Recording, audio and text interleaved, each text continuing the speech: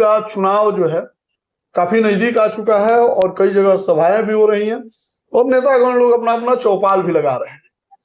आप जनता दल यूनाइटेड के युवा प्रकोष्ठ के प्रदेश महासचिव हैं और इस हैसियत से मैं विधानसभा के बारे में आपसे जानने का मैं प्रयास कर सकता हूं और आप इस पे अगर जवाब देने के लिए अगर एग्री हैं तो सवाल को शुरू करते हैं। शुरू किया जाए। भोरे विधानसभा जो है आरक्षित सीट है और यहाँ के जो माननीय विधायक हैं और साथ ही साथ यहाँ के शिक्षा मंत्री जो हैं बिहार के शिक्षा मंत्री यानी कि सुनील कुमार राम जी, उनके कार्यकलाप से क्या जनता यहाँ की खुश है? उनके कार्यकलाप से जनता, हमको लगता है कि पूरे बिहार में भोरे विधानसभा में जितना काम हुआ है उतना मतलब भोरे बिहार में कहीं नहीं हुआ है। पूरे बिहार में नहीं हुआ है। 1500 करोड़ का काम हुआ है। क्या हुआ है जी? 1500 करोड़ का पुल, सड़क, बिजली, जो पावर ग्रिड, सुधा डेयरी, तमाम तरह की योजनाएं हुई हैं। 15,000 करोड़ का काम, 1500 करोड़ 1500 करोड़ का 1500 करोड़ का पूरा मतलब यहाँ पे विकास हुआ। अच्छा, तो उनके विकास कार्यों से लोग संतुष्ट हैं 100%। लेकिन विपक्ष कहता है कि भोरे में कुछ हुआ ही नहीं है, भोरे जो है बदहाल है, भोरे जो है शिक्षा मंत्री होते हुए भोरे में वो यूनिवर्सिटी नहीं है जी। विपक्ष का मुद्दा बेबुनियाद है जी जी। विपक्ष का काम ही है, मान लीजिए कि बुराई को, अच्छाई को बुराई में तब्दील करना। पार्टी में वो संवैधानिक पद पे हैं और आप ही के पार्टी के विधायक हैं और साथ ही साथ शिक्षा मंत्री भी हैं और इस नाते मैं आपसे ये चीज बोल सकता हूँ, पूछ सकता हूँ, क्या कभी आप लोगों ने भोरे या फिर कहीं यहाँ पे विश्वविद्यालय बनाने के लिए शिक्षा मंत्री से बातचीत किए हैं?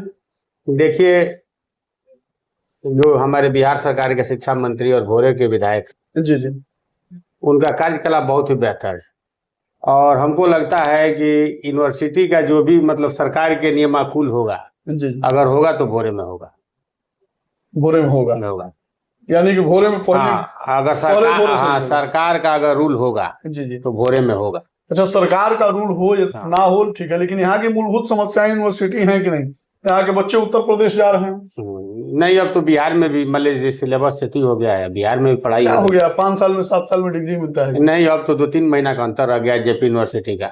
2-3 महीना 2-3 महीना का यानी कि 3 साल 3.25 साल में हो जाएगा। यानी कि यहाँ का सिलेबस बढ़िया हो गया। अभी आप कह रहे हैं तो मान ले रहे हैं, हालांकि जनता बताएगी कि क्या स्थिति है। एक और आपके ऊपर जिम्मेदारी है, आप यहाँ के उप प्रमुख भी हैं, ठीक है। आपके कार्यकाल में जो ये भोरे प्रखंड में जो काम हुआ है, क्या क्या किए हैं, क्या क्या बाकी है अभी? देखिए, नली गली हम लोग का जो फंड आता है पंचायत समिति से, पुल पुलिया, छोटा मोटा जो काम होता है हम लोग करते हैं। आप लोग करते हैं, जनता संतुष्ट रहती है? जनता संतुष्ट 100%। आज तो खैर हम आपसे बातचीत कर ले रहे हैं, हालांकि ग्राउंड पे भी उतरेंगे तो लोगों से जानने का प्रयास करेंगे और क्या क्या काम मतलब अधूरा रह गया है जो कि मतलब अग्रिम कड़ी में जो सरकार बनेगी उसमें आप लोग करेंगे। देखिए, जो भी काम अधूरा है उसको जब सरकार बनेगी तो हम लोग उसको पूरा करने का काम करेंगे और हमारे नेता सुनील कुमार जो स्थानीय विधायक हैं, उनके द्वारा कभी भी चुनाव में किसी तरह का वादा नहीं किया जाता है। वादा नहीं करते हैं, पिछले बार भी नहीं किए थे जी। और हमको लगता है कि इस बार भी नहीं, वो काम में विश्वास करते हैं, वादा में विश्वास नहीं। वादा तो विश्वास, जो नहीं कहे थे वो सारा काम हो गया। जो नहीं कहे थे वो सारा काम हो गया, हालांकि कहे होते तो और ज्यादा हुआ होता। वादा नहीं।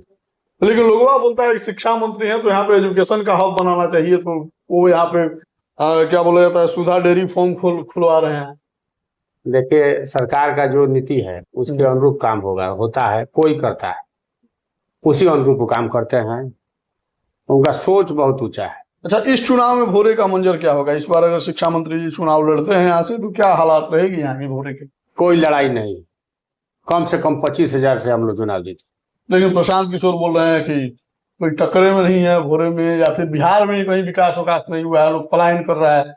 वो प्रशांत किशोर जी की पार्टी का तो मान लीजिए नीचे से 1 नंबर रहेगा हमारे विधानसभा में। नीचे से 1 नंबर है। कितना लोगों को रोजगार वगैरह मिला है? कहीं कि रोजगार वाला मुद्दा जो है काफी मतलब, देखिए, विपक्ष के पास कोई एजेंडा नहीं है, कोई मुद्दा नहीं। वो लोग अपना स्टैंड क्लियर करने के, वो लोग सरकार में बनेंगे तो क्या करेंगे? तो लोग तो बोलिए रहे हैं ना जी कि शिक्षा का व्यवस्था बढ़िया करेंगे, स्वास्थ्य बढ़िया कर देंगे, तो लोगों का रोजगार का व्यवस्था कर देंगे। तो वो तो बता कहाँ रहे रोजगार में क्या देंगे? हाँ, ये नहीं बता रहे हैं, लेकिन ये जरूर बोल रहे हैं कि 10 से 15 हजार की नौकरी के लिए आपको बाहर नहीं जाना होगा। 10,000 से किसी का घर आवश्यकता पूरा होगा? जैसे 1500 करोड़ का आपके क्षेत्र में विकास हुआ है तो कुछ लोगों को रोजगार भी मिलेगा, जैसे सुधा डेयरी वगैरह हो गया, पावर ग्रिड वगैरह हो गया, उससे कम से कम 10,000 परिवार को रोजगार मिलेगा। 10,000 परिवार को रोजगार मिलने जा रहा है केवल भोरे विधानसभा में। वाह, तो ऐसा विकास पूरे बिहार में भी होना चाहिए। हो रहा है, सरकार काम अपना कर रही है, जनता लोग विपक्ष का देखने का नजरिया है। जी जी। अच्छा, पार्टी के प्रदेश महासचिव होने के नाते मैं आपसे ये चीज पूछना चाहता हूँ, जानना चाहता हूँ, इस बार नीतीश कुमार जी की जो पार्टी है या फिर एनडीए गठबंधन जो है, कितना सीट लाने जा रही है? देखिए, हम लोग का ये टारगेट है कि 200 पार, विपक्ष का कहीं सुफड़ा साफ हो जाएगा। कई लोग बोल रहा है कि 25-30 में अब की बार निपट जाएंगे। नहीं, बोलने दीजिए, नवंबर में फिर आपसे इंटरव्यू देंगे, हम आपसे मिलेंगे नवंबर में, फिर इंटरव्यू देंगे। अच्छा, मान लीजिए कि तो खैर यहाँ पे आरक्षित सीट है, कभी मन में ये सब नहीं आता है कि हम भी विधानसभा चुनाव वगैरह लड़े?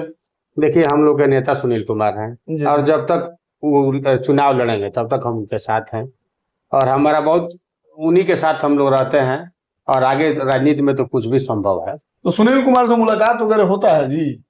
वो तो जनता के कहता है कि जनता से भेंटे नहीं होता। वो तो जनता के बीच में रहते हैं, जनता के बीच में रहता है, जन जन के नेता है, जन जन के नेता है, ठीक नेता है। तो आपको बता दें कि हमारे साथ विनय कुमार मिश्रा उर्फ दीपू मिश्रा जी थे और इनसे भोरे विधानसभा समेत इनके भी कार्यकाल का ब्यौरा लिया गया। तमाम बातचीत पे आपको क्या कहना है कमेंट सेक्शन में लिखिएगा। विनय कुमार मिश्रा यानी कि उर्फ दीपू मिश्रा जी से अगर कोई भी सवाल आपके जहन में चल रहा हो कमेंट सेक्शन में लिखिएगा। एक औपचारिकता के लिए एक छोटी सी मुलाकात थी और छोटी सी मुलाकात में हमने बातचीत करने का प्रयास किया। तमाम वार्तालाप पे आपको क्या कहना है, कोई भी समस्या हो आप लोग कमेंट सेक्शन में लिखिएगा, अगली बार समाधान पे चर्चा किया जाएगा। धन्यवाद।